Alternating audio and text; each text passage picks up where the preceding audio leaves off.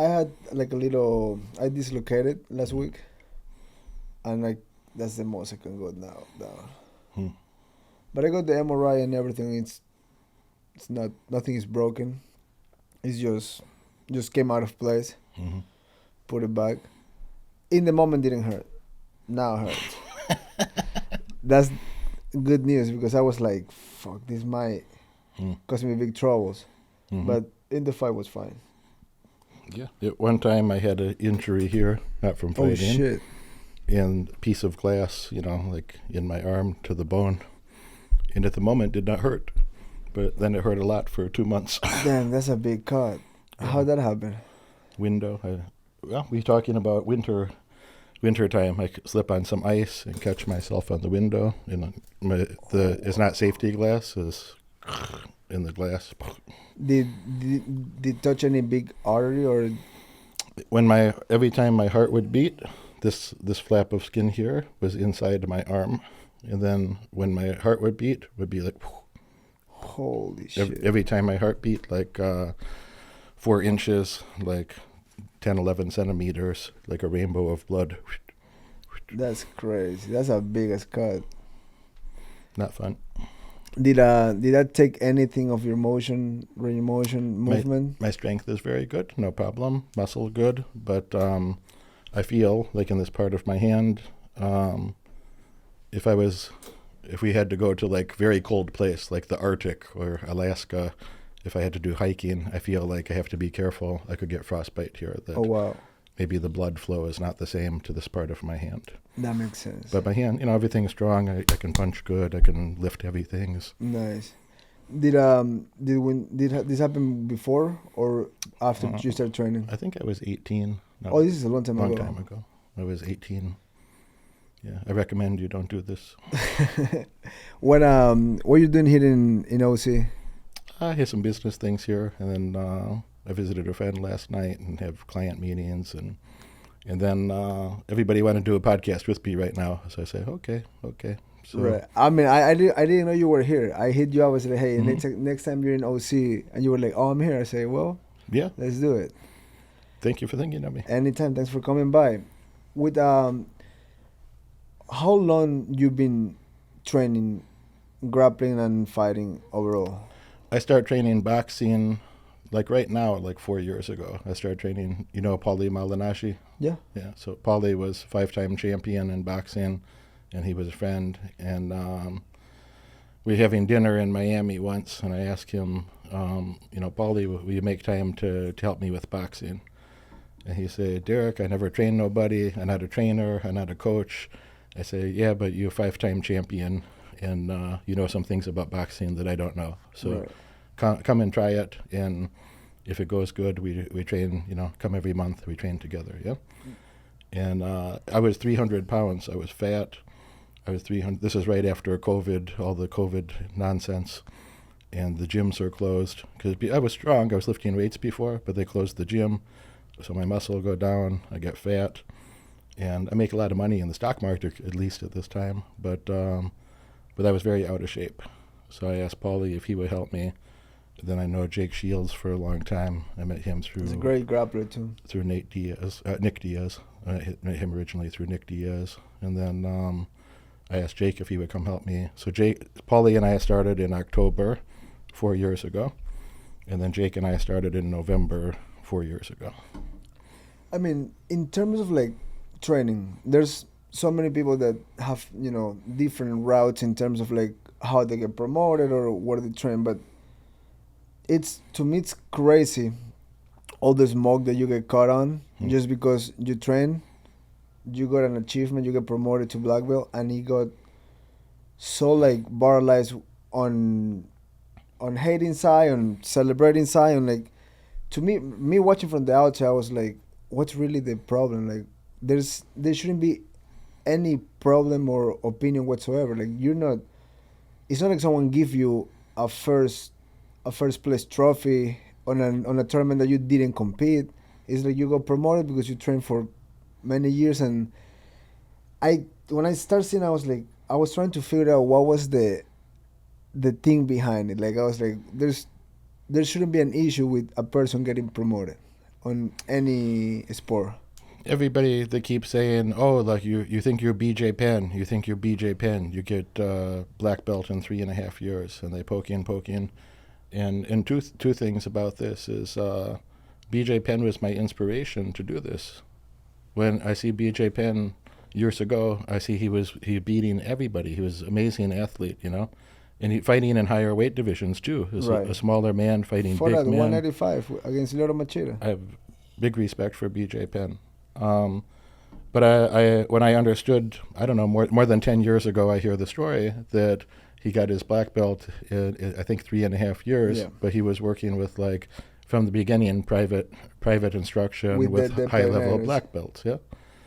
And so first of all, BJ Penn was my inspiration to do this. I thought if I ever, I always was interested in martial arts, but Right. I never did this. I grew up poor, and I was thinking about money. My father was in prison. My mother was not a good mother.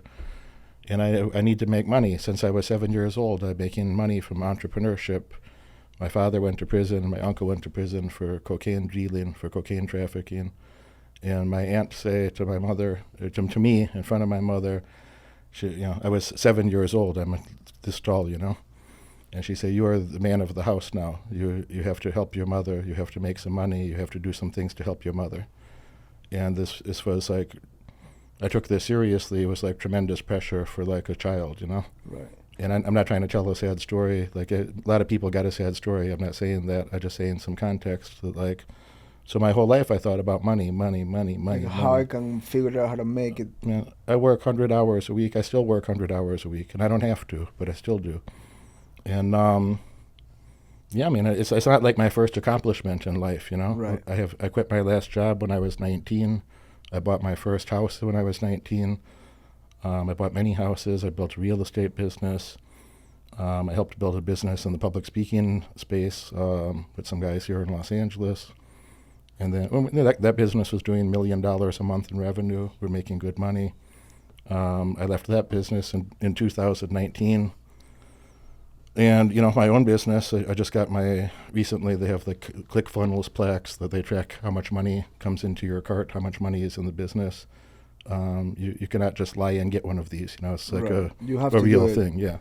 So I got $50 million in revenue, 50 million, So if you grew up with nothing, you don't have food, and then you build a business, I went to the best business school in the world. I'm a high school dropout. When I was supposed to finish high school, I was in jail. I was 17, I was in jail. So when I was 16, a kid stabbed me in the shoulder with a knife here. I have a scar. And then when I was 17, a different kid, he threatened me with a knife, and I don't shoot at him, but near him 2 times. And I go to jail for 3 months. So, but I had difficult times early, and then I just worked hard, man. And I've been working hard. I mean, to me, that's like the fascinating things about people, right? Like sometimes people grew up with a lot and they blew everything off because they don't have the discomfort of like how I can get better, how I can make something happen, how I can make my family proud, myself successful. And some other people come from nothing with a lot of struggle, and then everything they think and wish for is like how I can get to the next level, how I can be better. And that's something that for me is the most interesting thing about anyone. Like if you come from nothing and somehow you put together and figure it out, a business, a sport career or whatever, and then keep it going. So for you, because that's what I'm the most interested in, because I did ask you for that. I was like, I didn't went to college. I finished high school, but it's almost like I didn't finish it because I never paid attention or was interested in anything that they teach me there. Mm-hmm. But when I started making a little money, instead of blowing my money off, I was like, I want to buy houses. I want to buy houses and, find out, okay, house, buy it, rent it out, and then get another one. And my goal, like I always tell this to myself, like I want to get to 100 doors. One day I want to have 100 doors, and I don't want to like ever work again and like just have that pay for everything I work in my 20s and 30s. But when all this happened, what was the first business that you started working on? I was 7 years old. I was raking leaves, shovel snow, cut the grass, walk some dogs, babysit some children in the neighborhood when I was a little older, clean the neighbor's car, just anything somebody would give me a couple dollars, you know. I try to do little things. And as I get older, when I was 10, I had a paper route, like delivering the newspaper. When I was 11, I have 4 paper routes. That was my first managerial job, where now I have the 4 guys in the neighborhood. They deliver the papers, but I make sure everything is good. So you're not allowed to have 4 paper routes, only 1, but they give me 4 because everything is good, you know? Everything runs good. And before I forget about BJ, when BJ Penn, he congratulated me after, everybody keeps saying like, oh, you did BJ Penn, BJ. Well, again, I respect this guy so much. He was my inspiration. Second thing is he congratulated me publicly. He say, you know, congratulations to when Jake Shields give me the belt. So before I forget about that. But anyway, yeah, then I started real estate business, like I said. I had to go to a local college, community college. I have 3 university degrees now. Oh, wow. But I had to go to local college because I did not finish high school. So then I have, you know, highest honors. I went to good private school after this, called Bradley University. It was number 2 school in the country in entrepreneurship. I like entrepreneurship. I like to build a business. I'm not too good at following orders. Not too good at following other people's. I'm good at following advice from my coach, advice from teacher, mentor, very important. But when somebody tells you what to do, I don't like to be told like you have to do this. Right, not built for that. If you can explain why and say, oh, this is the best way to do because, I say, okay, I do like this. So, but anyway, yeah. You know, you go work on something. Maybe you have your version of this. I mean, wherever you started, and now you're at the UFC. You're amazing fighter. I see some of your fights live. I see some on television, and it's hard to believe sometimes, like where you start versus where you are now. You know. I mean, it's a long journey. Like sometimes, just putting in perspective, like, you know, 15 years ago, I was in a small city in Ecuador, just hoping one day I can be in the UFC with, you know, no bank account, family helping me too. I can train and they will help me with, you know, with my daughter, stuff like that, part-time jobs and stuff like that.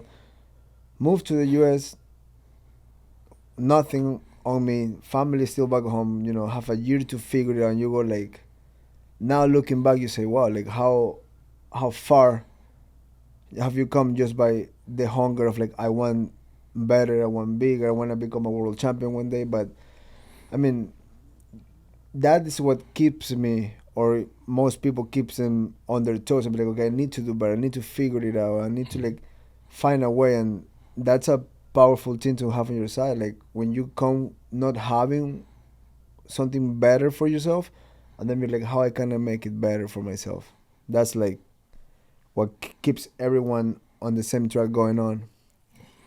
I think about this every day, and you know, Jordan Peterson, he said the 2 most important things for success in your life. He said number 1 thing is IQ, that your brain can process information well. He said number 2 thing is what you just said. He calls that conscientiousness. But the way he describes that is exactly how you said, is, you know, what can I do better? What can I do better? What else can I do? How do I make it more perfect? He says these are the 2 things most important for a person to be successful, is if your brain can process information well and rapidly, and you have this awareness of how can I make things better? What else can I do?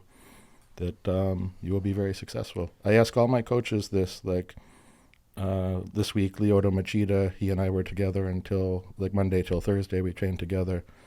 And I learned so much from Lyoto. He's an amazing striker, very good grappler. He has very good amazing striker. And Lyoto said he was showing me a new way, like a new sweep, 2 different version of a sweep from half guard. And I say, you know, I'm doing it well, and I know I'm doing it well. I say, you know, how we make it better? What's the next 2 things? He said, no, you're doing good. And I say, stop that shit. Like, how do I don't want to do good. I want to make beautiful. Like, what I do better?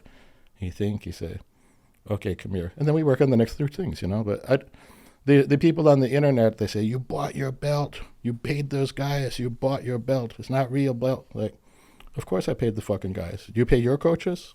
I pay my I was coaches. about to say that. You know who else pays their coaches? All the UFC guys. You pay your Yeah. coaches too. But Yeah. you know who else? A random asshole that goes to the gym once a week. He also pays to go to the gym, man.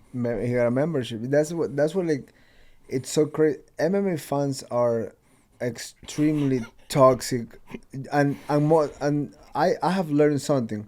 I'm not really big on reading comments, or I have probably rarely replied to someone. Like I don't check DMs. I'm not like on the comment section because most of times they're just talking shit, having fun. Like they're trolling for fun. They're not even meaning being a dick or meaning what they say. And sometimes we in the other side was like, "Oh, this motherfucker say I'm not good." The guy probably loves you and just say that to create a reaction. Because most times you see a guy reply and then say, "Oh my god, he replied," and it's like, it's sometimes it's not even real hate out there. It's just people fucking around. Like I remember being in high school, and I had Twitter back then, and I would just talk shit on the sports that I don't want. I wasn't even a fan, so I wasn't even mad. I wasn't paying attention on class. I was talking shit online. Sometimes people would reply to me, like "fuck you, I'm gonna kick your ass," and I was like, "Oh shit," he replied. And then it's like, now that I'm in this position, if someone talks shit to me, it's probably no one have ever faced me in the street and be like, "Hey, fuck you, you suck." I'm like, now you're gonna be fucked up. Now you're in a big problem. But I haven't come across to that one person ever that have faced me in the mall, in the restaurant, and say anything negative. So that's why, like Joe Rogan one time said, like you said, you post and you drop. You don't go back and look. But with your belt, I mean, it's slow down. It's like everything. It's like politics. It's like 2 weeks of something, and then people forget and move into the next topic. Right now it's 4 months and they're still talking shit. Oh, really? Yeah. But I mean, yeah, you pay people to train you. That's logical. I pay my coach Parillo. I pay my wrestling coach. Sometimes we even pay sparring partners. Yeah. So you pay extra for rounds. sometimes it's like, it's just crazy that they just like find an object and just attack. The public, they say, show the rolling footage. You have to compete. You have to do this. I said, I don't have to do anything. I said, I do any fucking thing I want to. I don't have to do it. I don't have to work another moment in my life. I don't need to make one more dollar before I die. The people that are saying this, and it's disrespectful, but I mean it to be disrespectful. It's like they would not be allowed to come to my place and clean the toilet. They would not be allowed to clean the rims on my vehicles. They have no place in my life. Like, I don't give a fuck. I think to myself, in a less offensive way to think about it, I say, like, how much would I pay for this person's opinion before they offer to me? If I was hiring a consultant, if I was hiring a coach in this space, is this a person I would hire? How much would I pay for their opinion? Nothing. It's worthless. So if they give me the opinion for free, is it still worthless, or does it have some value? It's still worthless. I don't care what they think. It's crazy. Like, to me, like I was kind of shocked. I was like, what's really the matter? Because I know a lot of wealthy people that train privately and they have earned black belts. The first one is just like somehow you just click on you with something, which God knows what it is. But again, I always told this to myself: 100% of the people talking like that most likely have never accomplished anything in life. They got nothing going on. They're probably broke, living on mom's house, and have one real person have a comment about it? Probably not. Sean Strickland said a bunch of shit, and he's. I'm trying to. I don't think there's another professional fighter that talked bad. I haven't seen one. He never trained with me. At the time he started talking shit, he never trained with me ever. He never met me face to face, and I met him in person since then. And I say to him to his face that, this far away, I say, if you believe that we were at Glover Teixeira's gym, we were both right before the Alex Pereira fight a couple weeks ago. Then we were both training at Glover's gym. That Glover normally would come to me to train, but he say, "Hey, Derek, Alex has his fight coming up. Alex asking me, can I stay at the gym instead of go with you?" And I mean, if Alex wins fights, first of all, Alex has been to my place. We spent time together. I was with him the night before his fight in March when he lost his belt. I don't know, five, six, 7 times I've been around Alex. We have a language barrier, but we are very warm together. Yeah. When his children see me, they hug me. They say, Moneyberg, Moneyberg. His sons come to me. They hug me. I'm very warm with these people. Very good people. When Glover say this, I say, well, instead of switching coaches, I bring somebody else now and you come later. Maybe I come to your gym and we train one-on-one if you have spare time, and I'll train with the other black belts at your gym. I'll go to like the pro class. I'll go sit in and train with the other black belts at your gym, and cool. So I go there.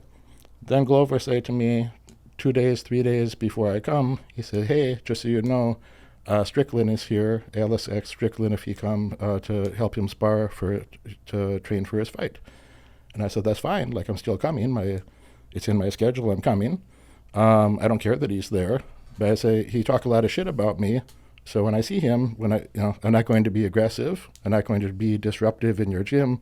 But when I see him face to face, we have to have a conversation about this. Right. He cannot say these things. And now we're in the gym.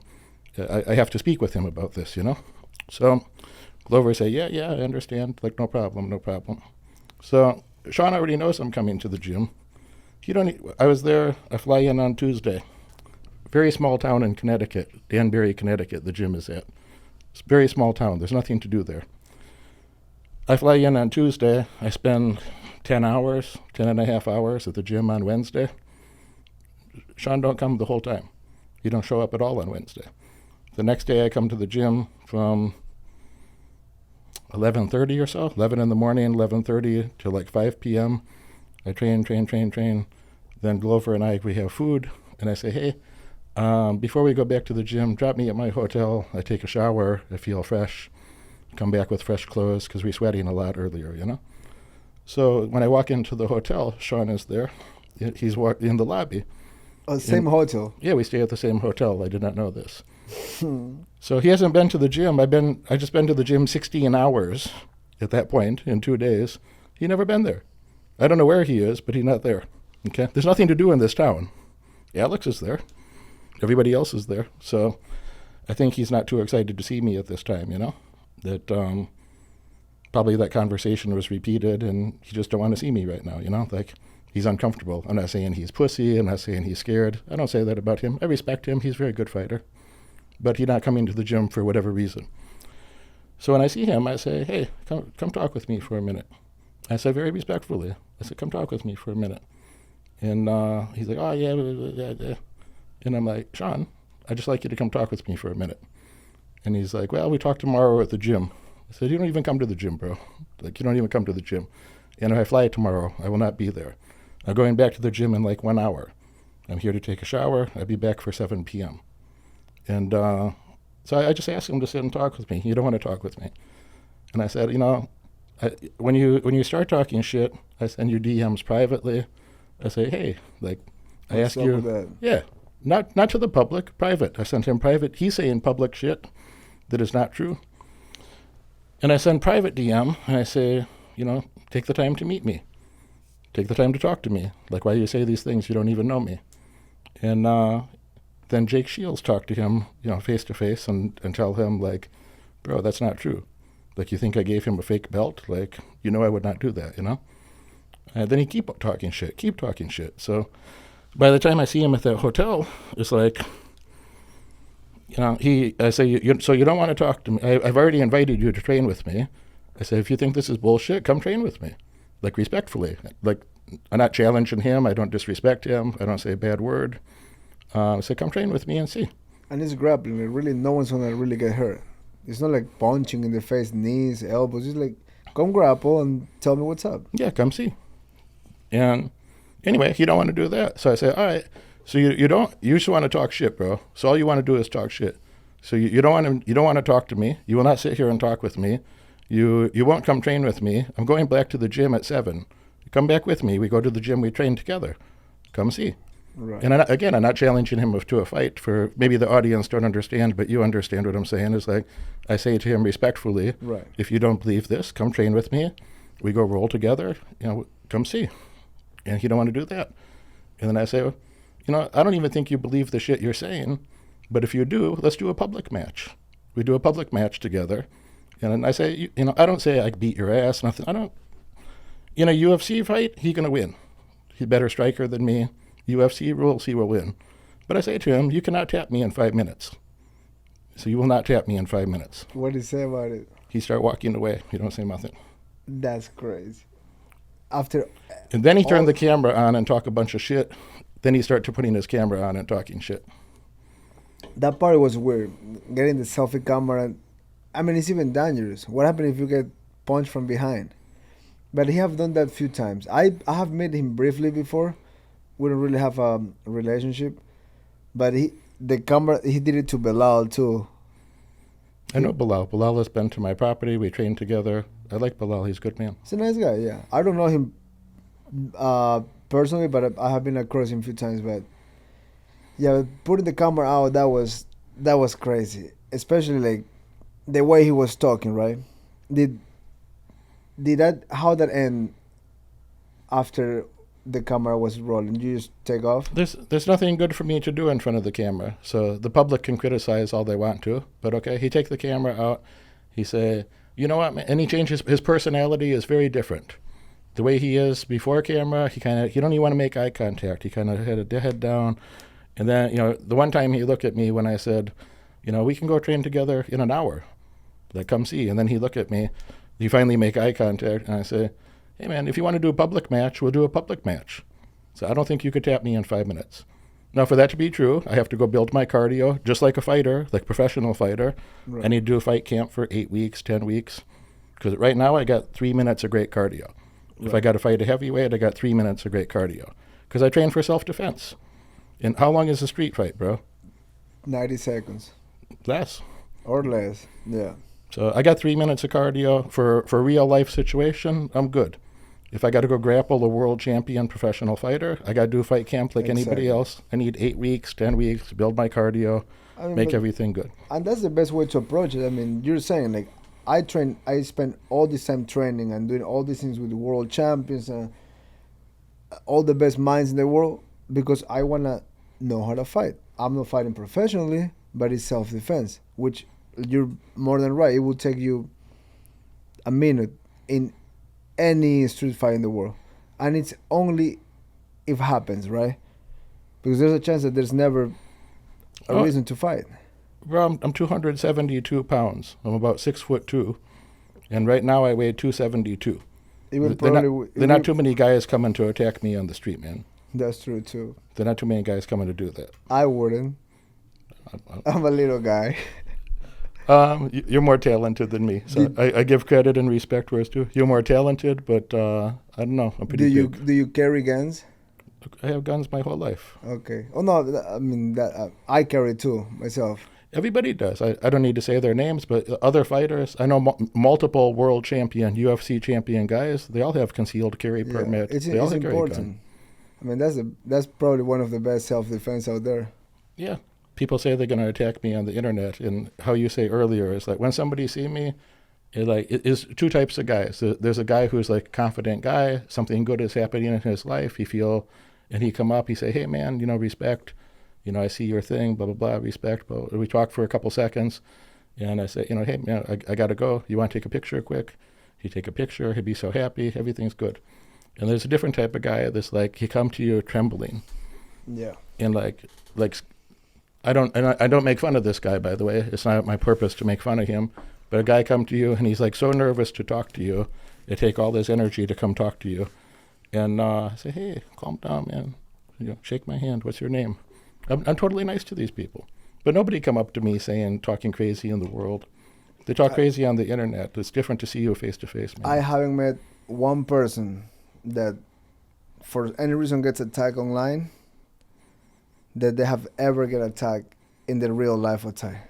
I have been on many UFC fights. I've been on every day in the street. Everybody's respectful. It's just like most of the people that is really talking shit is not even talking from the real account. That's the like first things first. It's like a weird name with no profile photo, and Mm-hmm. so I mean that's what most I always tell people is like it's not even real hate. It's actually good publicity. I think a hater, and again, I say sincerely, I'm not trying to make jokes, but like I think most of the haters are like is like a jealous fan, and they hope, and how you say earlier, they hope that you write them back. They Yeah. hope you say something, and they'd be like, "Oh shit, he wrote me back," you know. They'd be excited like that. And That's pretty much it. I think for a real hater, like the number one thing that a hater hates is himself. He's not upset with me, man. He's not upset with you. He's mostly upset with himself. Is whoever they're watching in the mirror. They're not happy with their own skin. That's all I always say. I'm happy. I mean, that's the best thing you can do. You gotta, love your family, have a good circle, like your close friends, your team, and after that, it's just a bunch of common goers. They're just there for the good times. They sleep back, but a good circle is probably most important on anything. I agree. I really value the friendships or relationships that I met so many fighters. They're really good people, you know. The people at the top, all of them are smart. They work hard. Um, most of them tend to be very good people, very good quality person. Yeah. And the women too. The men, some of the women are very tough. A normal, I mean, I think the girls that I trained with the most would be like Caitlin Chukagian, Michelle Watterson, Claudia Gildeja a lot, Valentina Shevchenko. I spent time with a lot of other ones, but those are the ones I trained with the most. Juliana Pena came over to train a little bit. These are tough people, man. They're tough. Those girls are way, like psychologically, I'm not saying even like this, but like psychologically, those girls are so much tougher than most men. They have to do very difficult things. Yeah. I mean, just having a period once a month is fucked up. I couldn't have a fucking period every month. They get like super sick few days before. They get super fucked up during, and after they're fine. And that's like a week out of out of the other 3 weeks. I'm not looking at my phone for disrespect. I want to show you something that we will talk about, like the list of people that I train with. And people say this crazy shit like, oh, you bought that belt. Like, can I buy, like, how much could I pay Chuck Liddell and Hoist Gracie, Lyoto Machida? How much could I pay those guys to lie and say I'm better than I am? That's true. It makes no sense. There's no point to do it. How much can you pay the Gordon Ryan? He's going to lie for what? Or Jake, you know some of these people. Yeah, and most of them are already pretty wealthy. Like that's what I'm saying. That's what, like, when I saw that, it did upset me in a way. Without knowing you, I was like, what's the matter? Like, there's not even a reason to be talking about it. This list of people was my main coaches. Then if you scroll down, there's many other people that came to visit, including Bilal, including Alex Pereira. But those top, like, 15 there, those are the main people who spent a lot of time with me. There's a lot of fucking good names here. So you know these people. Like, these are honorable people. Yeah. So to the public, I say, like, what's more likely? Like, that's like a good list to get knowledge to be promoted to a black belt. Here's the bottom part that I say: visiting coaches or other people that came to train with me sometimes. So is it more likely that I bribed all of those people to lie about me, right, or that I just did the work? I will say you did the work. And I would say, like, if I go to any professional gym, no, I'm not going to go to your bullshit gym in Kentucky or South Carolina in a town that I never heard of and fight a group of young guys in their 20s. I'm 46 years old. I'm not a professional fighter. I'm a professional business guy. It's my job to make money. It's my job to run my business, to pay attention to the stock market. This is my hobby. But if I go to Glover's gym, if I go down to Texas to John Danaher's gym, I go to Henry Hoof's gym, if I go to American Top Team down in Florida, Greg Jackson I talk with frequently. We're going to go to his gym soon. Nice. I could go to any professional gym, and the guys respect me, and everything's good. And I've been in... There's no problem, man. I have been in... I went to Texas and trained as Danaher once, and the methodology that he uses for jiu-jitsu is very good. Like, he's amazing. when I went there was a guy right now he's winning good things. I forget his name. Is very big guy. Is like Gordon drills with. Is Like the big guy. the big guy? They Yeah. call him Big Dan. Dan Yeah. Manis. Yeah, yeah. When I went back then, he wasn't blowing up yet. I believe he was either like between a white or a blue belt. I'm not sure. And 3-4 years passed by, the guy's beating world champions on IDCC. Yeah. So it's like the method, it works. Like same thing here in AOA. You see a kid, 7-year-old. The year time passed. Kids 10, they're beating blue belts in tournaments.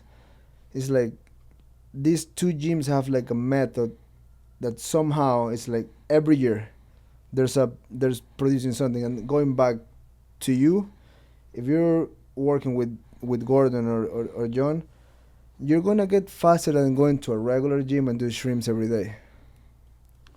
And I know that because I haven't seen kids in AOA, when they're like 12, they're kids. They're 14. I'm rolling with them, full speed, and it's like, how in the fucking 2 years you're like making me sweat for my money now, and it's the level. Like I take privates with Guy for all my fight camps, and sometimes he brings like a 14-year-old and an 18-year-old, and I'm kind of looking. I'm like, fuck, they have enough strength for me? Before I know, I'm like, holy shit, I'm tapping out to a fucking 14-year-old. But it's a method and the way that they have a system that work. So like, if you hire the 10 best coaches in the world, yeah, you're gonna get a bypass on not a shortcut, but they're gonna avoid teaching all the bullshit, so you can get to that. We train. It's not even controversial, man. We train late at night. Anybody who is smart, it's not even controversial. Like I put in the same hours or more hours as any other black belt. I just did it in less number of years, and I did it with some of the top guys in the world ever. And it's not even controversial. And if you and I, respectfully, I say to you, if we roll together, we train together, you're gonna fuck me up with cardio. Your cardio is gonna be better than mine. I'm gonna be respectful and not fucking smash you or do something aggressive. But if we just roll and you see technique, you're gonna be like, hey, the guy is good. You will know just by floating. Am I the best guy? No, I just got my black belt a couple months ago, bro. I got my black belt on July 3rd. Am I the best black belt in the world? No. Am I ever going to be? No. I got mine in Ecuador. So like when I see like all the guys in AOA, I'm like, fuck. I wish I got it like in a place like that. But I mean, it doesn't matter. But I mean, if you wanna get some cardio, we can run. I run a lot. I don't run. I learned how to fight, so I was now good at running, so I had to learn how to fight. I love to run. That's one of the things I enjoy the most. My team actually tell me not to run too much, because I can really run until like I'm destroyed. Yeah, I'm not a runner. A lot of my cardio is from MMA. But I have do adjustments, and instead of like running too much, I'm like grappling and wrestling more, and you do get the same benefits. It's just mentally, for me, doing long distance running, it's just fun to me. Let me ask your opinion about this. How important do you think for cardio, for building your cardio, how important is it to build your cardio in the way that you're going to use it? And just to clarify, like my boxing coach, Paulie Malignaggi, he and I trained for like 14 months together. I just talked to him today. We just texting earlier today. Excellent guy. He just won a fight on Saturday. He just fought on Saturday, bare knuckle. Bare knuckle, yeah, I saw it. And I like this guy so much. But so Paulie, if we're doing boxing, he can do boxing all day, man. He could do 6 hours boxing all day. Barely sweat. He sweat, but it's like easy. If we go on the grappling mats, he doesn't know grappling. So he knows just little bit of grappling, not much cardio for grappling, And then I see sometimes if a guy is a grappler and we play around striking a little bit, they die. Yeah, they die. So I thought to myself, and I ask your opinion because you probably know better than me, but I thought to myself, if to build my cardio, I should use it in the way that I'm going to use it. I should be using it in MMA not not on a treadmill or something necessarily. You're right 100%. Like, that's why my own people is like, yo, you don't need to run 15 miles every Sunday. Like, I know you get benefits and you get on autopilot, and sometimes you don't even sweat in fights, but that's not the point. We need action, because we only fight in 5 minute rounds. So we did adjustments in terms of, like, instead of like long distance, on this last camp we do a lot of sprinting, a lot of explosion. But going to your point, my coach and myself, we like to spar. So it's like, I don't care what you're doing in the wrestling mat, I don't care what technique you're doing in jiu-jitsu. When we spar, I need you to show me that you're prepared. Taking down, wrestling defense, ground offense. Separate, you can look like a world champ. I can tap you out, I can roll under the legs, heel hook. Can you do that when we spar day in the cage? So going to the point, yes. For us, if sparring doesn't go extremely well, something is wrong outside. There's some training that is, because sometimes you're lifting weight, you're running, wrestling, grappling. I do all that. Wednesdays and Fridays when we spar, everything that I'm doing has to show up. If doesn't show up, okay, you're either doing too much of nonsense, because you can lift for 3 hours. How much should you realistically be lifting? Yes, we need power for the wrestling. Then we need cardio for like the scrambles and the exchanges. But I find out if I emphasize on a sport day, perform, that's the best cardio. And push your cardio in the cage, because doesn't matter how much I'm running, doesn't matter how much I'm lifting, jumping, whatever. After a crazy scramble, I don't care what you're doing, you're gonna be out of breath. How can you recover faster? How can you keep pushing your cardio in fighting, not in separate martial arts? And we did emphasize on that this camp, and it worked way better. It worked on this fight. I started my first round better than ever. I pushed the pace, let numbers go right away, and the adjustments were good. The decision didn't favor me, but the adjustments, the momentum in my mind, I was okay. What we did in this camp worked. So now, how can we do it better and more effective for the next one? So makes sense. It's yes. Instead of like running too much, doing the specific cardio. Do a 15-minute wrestling round, and then shark tank, and then do like start with hard sparring and wrestling, finish with technique. So when you're tired, you're adjusting positions. Like, there's so many ways you can play with it.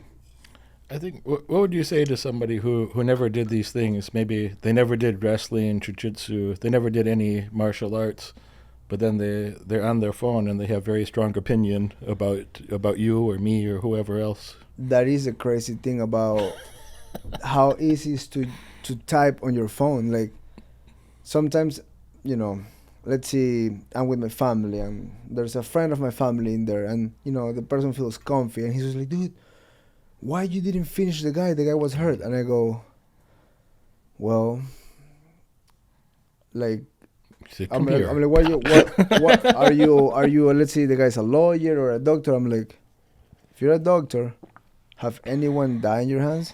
Well, why you didn't fucking make everyone heal? Or if you're a lawyer, how many did you won the last 100 cases? Well, why in the fuck you didn't won 100 cases?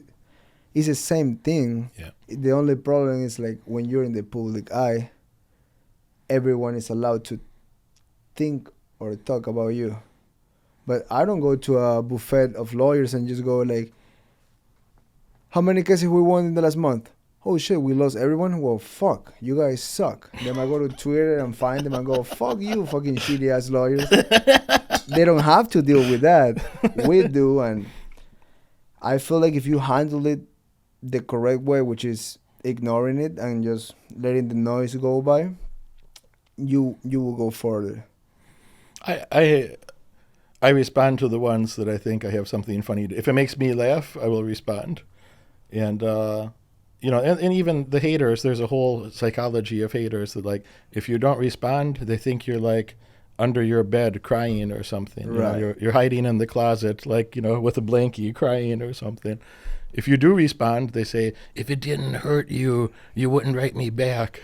Exactly. And I'm like, wow, like what a. It's a win-win, I feel, for them. So I just say, if something is humorous to me, they'd be like, Derek, blah, blah, blah, blah. And I say, oh, I'm sorry, I was busy with your youngest sister. Hey, I send her home soon, bro. Don't worry. I'm not keeping her. And some of them get really mad, too. Yeah, I don't give a fuck. But I think it's also like, if you're not getting hate, you're not doing shit. No, that's true. So it's like, you should rest your head real comfortably at night, because the haters and the noise that came from this got you on there. And you're using it. You're a smart guy. You're using it to grow your brand, and there's no such thing as bad press, only good press. Like if you use it correctly. So, like we tell Chito too. Like when people talk shit, he doesn't let him bother him. But it's like, hey, congratulations, man. You're fucking doing something, and people are hating on you. I don't have any haters. I'd like a couple. I can help you, bro. Wear one of my T-shirts and I'll post it for you. Somebody send you a death threat too. We got you. I'm gonna get few accounts and just talk mad shit. I mean, but that's the thing. I feel if you have humor sense and you are a good shit talker inside your group, like the shit that we say to each other, like when it's like me, him, my coach, like we have a close circle. We talk crazy shit, like, and when you can make fun of yourself, you're like black belt on talking shit. Like when you're like able to say something negative about you and laugh and make others laugh, you're in the other side. What you're saying about the lawyers and the doctors and these other groups is that, first of all, man, I have so much respect for the fighters for what you do. I think is the hardest profession. What sport is harder than UFC level MMA? Like what sport is harder than that? I mean, none, because basketball players, they lose a game, they have like 15 more games. Like, and there's no track of a record. Surfers, they lose the first hit, they go in the next one and it's fine. Because we are like counting fights, wins and losses, and everything goes off the last one. Mm-hmm. Like sometimes you see a guy, he's on a losing streak. The world forgets about it. Goes and win by KO the next one. Fans for the UFC, everybody forgets about everything. They goes like, oh my God, we got a new contender. Mm-hmm. So that's why you have to like experience the highs, you experience the lows, and then you go and do it again. I think UFC level, the highest level of mixed martial arts, is the most difficult sport in the world. That you have to learn. A guy like you got to be. You don't have to. You're not going to be amazing at everything offensively, but you have to be very good with your takedown defense. So you need to know some judo and wrestling to take somebody down or to not be taken down. You have to be good with submissions. So you have to have some jiu-jitsu for this. You're going to use the wrestling for control position on the ground too. You got every damn type of striking. It's not just oh, I got my black belt in karate or something. It's like you may not have your black belt at all, but you have to be a high level striker and understand all the. I think it's a lot of things related to business where it's like 2,000 things you have to do defensively. Defensively, it's like 2,000 things you have to do, and then if you can do 10 things good and 5 excellent offensively, you can win a lot of fights. But the guy in there, he's been training for 10, 15, 20 years too. And they're training with other high-level people, and they're sparring high-level. Like, fighting it's a complicated thing, and sometimes the weight was a little hard to cut. Now you're a little more tired. Mm-hmm. Maybe when you went to eat and rehydrate, you went too quick, or you didn't have enough. Like, there's 1,000 things that can go wrong, but to me, the most important is like how mentally you say, I don't care about anything. Once they close the cage, you gotta be on. And that's a switch that is the hardest to turn it on, but once you can control it and just let it go, some beautiful performances can happen. And right now, it's one of the most competitive sports ever. Like just, it's, I mean, like anything else, but it's just new talent, new talent, new talent. And the bigger the company gets, the more eyes. So now Hmm. you gotta be ready for all the tension, the lights, like this, the distractions. Like careers can go like that, and then all of a sudden they just go because you just don't know what's going on around you, family, friends, too much distractions, non-distractions at all. Then overnight you're like, oh shit, how I gotta deal with this thing? Most people don't know how to deal with those things. Hmm. It's people goes and makes a good business. They made it good because they're kind of like going like under the radar. There's not a lot of lights, but somebody creates a company. The company becomes a big name. Then everybody's thinking and talking about you. Then you gotta be like, oh shit, how I handle all this? When I think of even on this podcast, we'll get shitty comments because I say this, but I think the people that are important to me, those people on the list that train with me, they know where my skills are, and I know where my skills are. And some guy that's sitting on his couch that don't do shit, like if you fucking slap him, he'd be like, Right. like I don't care what this guy thinks. It's like I don't think about him at all. I don't spend my day thinking like I wonder what that hater guy, the guy that sent me that mean comment 3 weeks ago, I wonder how his day is going. Like I'm not thinking about him. Right. And if you weren't thinking about it, why are you talking about it now? I'm talking about it to set an example for someone here who's intelligent. When you feel that pressure, you have to have an awareness of like, the people that are important, you want to be well respected by the people who are important. Exactly. And the people who, they don't even do what you do, man. They're not in your space. They're not in your area. Their opinion, it don't matter, man. If you would not pay them for their opinion, then it's because it has no value, man. Don't worry about it. It has no value. I mean, and doesn't bring anything to the table either. Like, I always tell this, like, you will never see a big, successful person that is busy trying to become better and growth their own wealth and invest their money. You will never see that person going online and finding people to hate. They just don't have the time for that. When I check my DMs, man, Warren Buffett, he never write me to tell me that I'm poor. Warren Buffett never take the time to say, oh, you fucking poor thing. Yeah. You poor. You don't even have your first billion yet, you piece of shit. They don't. He never they're said me too that. busy. Elon Musk, I've been around Elon Musk a couple times. I never have a conversation with him, but I've been in the room with him a couple times. Zuckerberg, too. Those guys never write me to tell me that I'm a shitty entrepreneur because they made 200 billion and 500 billion, and I only make 100 million. So they never take the time to write me and say, you shitty entrepreneur, only make 100 million, you fucking bum. Yeah. They never say that to me. They're too busy. Because they're too busy. And same with you. You're too busy on your business. You don't go and tell someone that is making 1 million, like, hey, you suck. Bro, I got people that write me and say they make their first $1. And they say, well, it's nothing to you, but I made my first $20 in my business. And I'll take the time to write that guy back and say, no, man. Like, if you made your first $20, you can do again. Most people never do that one time in their life. They're an employee for their whole life. Facts. So I'm very nice to somebody like that if they send me a little message like that, like, hey, man, I saw your video, that thing you said, and it inspired me to make this first money in my business. And I know it's nothing to you, and I'm like, no, that's a big deal, man. Most people will never do this in their life. So if you did that one time, now you know you can do again and again and again. So In that matter, you, on one of your businesses is also like the public speaking. yeah, I have digital courses, and I do public speaking events. How did your courses work? Like people go and to learn how to create something. It's for one specific side of business, or is it almost like for like. I talk about 3 topics. I talk about entrepreneurship, and I think even if you're an employee, it's important to understand entrepreneurship. Even if you're a UFC fighter, you are still in a business. You are still in the business of promoting yourself, negotiating sponsorships and brand deals, and negotiating your contract with your manager, etc. So you have to do a lot of entrepreneurial things, even in your position. Yeah.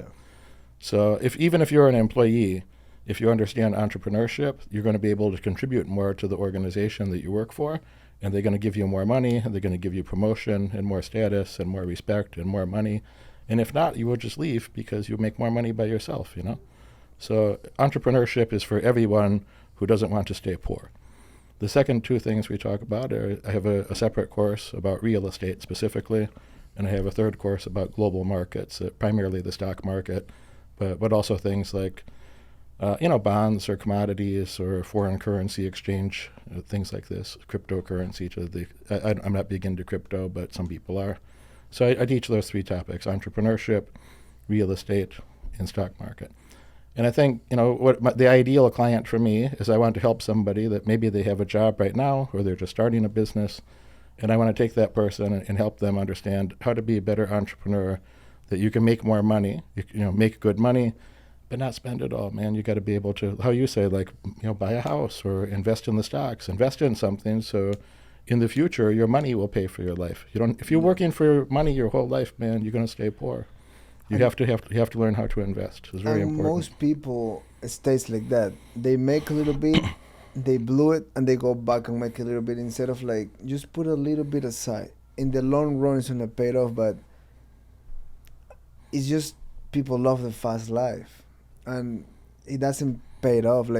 Fast life is only lasts few nights of okay, this feels great, but it's if you have anything, just put a small percentage aside, because one day that small percentage is gonna be something for you.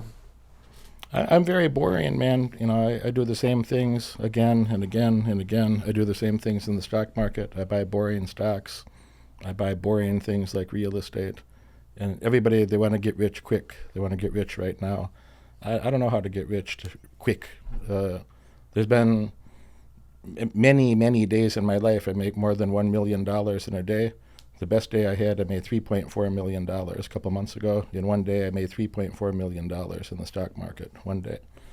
I also have days I lose $1 million, lose $2 million. That's life. That's life. So if you say, Derek, how do I make $3 million in a day? It's if you're asking me that question, then you can't. There's no answer for that. But I could show you how to think about it, that maybe in 10 years, you make $1 million in a day. Maybe in 20 years, you make $3 million in a day. But it's not like, you ever go to Northern California, you see those huge trees, those big sequoia trees? Yeah. How do we grow one of them this week? How do we make a tree like that this week? Time. The tree is 800 years old, man. It takes time. How we build a skyscraper, we want to build, 50-story building. How we do that this week? You can't, man. But if you want to learn how to do it, an engineer can teach you. If you want to learn how to make long-term money, I can help with that. But a lot of people, they want, if they can't make money right now, they're like, I do something else. And then they're going to be poor their whole life. But that's the thing. They keep saying, And then 10 years later, it's if you started that day, things will be way different right now. People write me, they tell me their sad story. They say, hey, can you send me $58,000 for my mom's surgery? I say, if you love your mother, you would have started making that money in the past. They think that I'm very mean when I say this. If you love your mother, you would have been working in the past, so when there's a problem in your family, you could take care of it now. If you love your family, you should start working now, because there'll be some new problem in the future, and you can take care of it then. But you're asking me to love your family more than you love your family? No, man. Do it. No, man. Yeah, it doesn't work like that. It doesn't work like that. But start now is probably the quote of the day on anything. I agree. Martial arts, business, become better, learning a new language. Most people really wait till be against the wall to kind of try, and then they just give up. So if it's just baby steps, one step at a time, one foot in front of the other, eventually you will find that gold mine. Man, when I started thinking about money, there was no money, and years later, then I don't want to say I can buy almost anything I want. About the only thing that I probably should not buy is a nice jet. Everything else I have. I have many beautiful properties. I have beautiful cars. I don't even care about cars, but whatever. If I want another expensive watch, I buy my 14th expensive watch.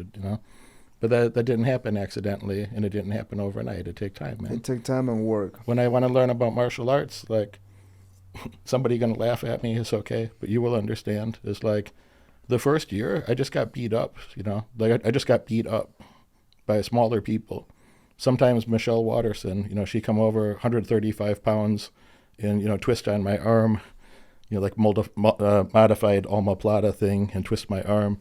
And I got a tap to like a girl half my size because my shoulder is going to break. But it happens at the beginning. It's a process. I got my ass kicked for a year. And then the second year, I still got my ass kicked, but I was able to defend a lot of things.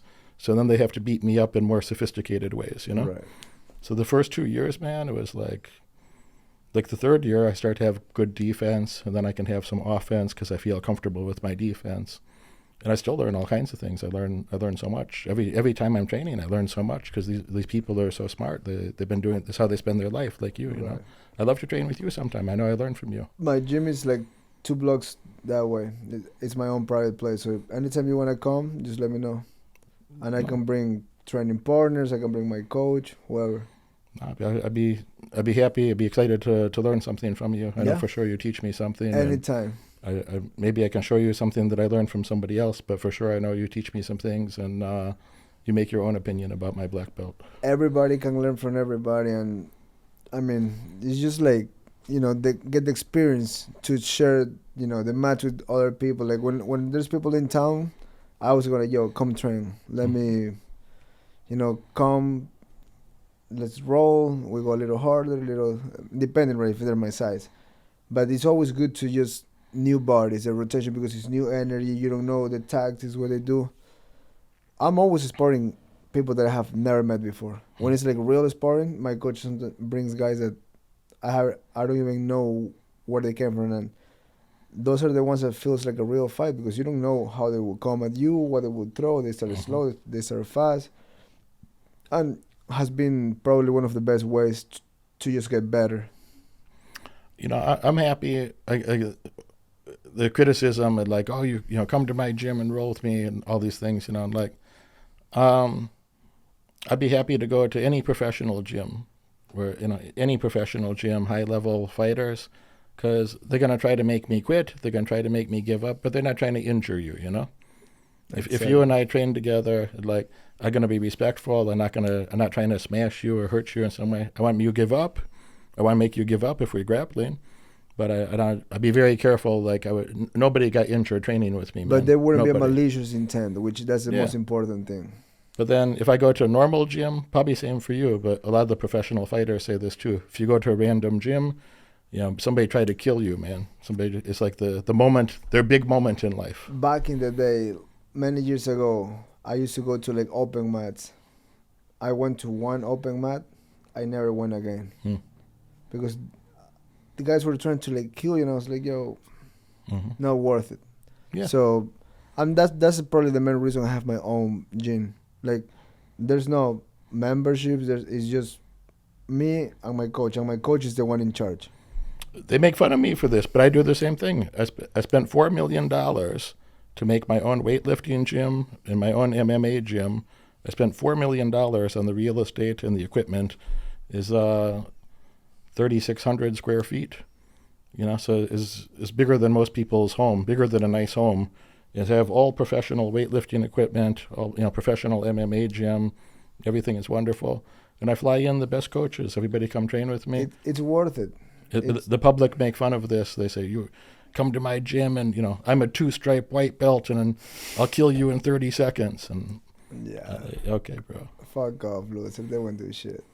That's the main reason I one day said, you know what, I'm done going to places that you can control the environment. Here, I build something that I like, that I love, and I told my coach, you're in charge. If you want someone here, amazing. I don't charge anyone. Whoever you train, this is their gym too. And class, we finished training. I see everybody done. I start cleaning, and then all my teammates help. But that's all we do: train, clean, shake hands, see you tomorrow. But like that, you don't have strangers, random people, or visitors, or people come and film. You don't know who they know, who's gonna be watching. Having your own little place, it's that was one of the best investments that I have done for myself. Same, I agree. I can train at any hour. I don't have to listen to it. I don't have to smell some nasty guy. Yeah. I don't have to hear somebody's music or noise on their phone. I can train at any hour. There's no excuse to not train. That I bring a coach over there. I never missed one day of MMA training. I never missed one day. In 4 years, I never missed one day. Because I always thought to myself, like, you know, that list of people, they're like, okay, who am I going to say? Imagine I wake up and I got a headache and a little fever, and maybe my tummy hurts. And now who am I going to say to, I'm going to go tell Gilbert Burns, hey man, thanks for flying over here to train with me, but my tummy hurts a little bit. Am I going to say that? Am I going to say, you know, Chuck Liddell or Hoist Gracie is in the other room, we're supposed to train at noon? Am I going to go walk out there and say, you know, hey, I got a little tummy ache, I got a little headache today? Yeah, you push yourself. It don't matter how I feel. I don't even say the words. If I feel sick or if I feel hurt, if you have an injury, then I say, hey, be careful with this injury. We have to train around this injury, Right. yeah? But if I just, you know, whatever mood I'm in or I feel a little, you know, exhausted, I don't even say the words, man. And I learned that from the fighters, that the champions don't complain, man. You don't hear the champions complain. And that same work ethic will help on your business and private life, because having work ethic on everything, it is everything. Like, same work ethic here for my business, for my family, for trying to win fights. Like, I try to think like that. I put everything at the same level. I have to go hard for it. I need to, on my relationships, on, you know, my surroundings. You keep the best work ethic around, and that's a good recipe for success. I totally agree. Yeah. I think the shortcuts to success, in my opinion, is you have to find the best coaches, the best mentors, find somebody who already did the thing that you want to accomplish, and then actually follow the instructions. It don't matter how you feel like. It's like you have to value your goals more than your emotions. Yes. You have to value your goals more than your feelings. That, if your feelings more important than your goal, you will not accomplish any good goal. not really. You're gonna be broken and give up. Yeah. Feelings are not good. Feel whatever you want to later, you know? Exactly. Leave it for later. Derek, thank you, brother. Yeah. Thanks for doing this. Respect to you, man. Appreciate Thank you you. for inviting me. Anytime. Thank you.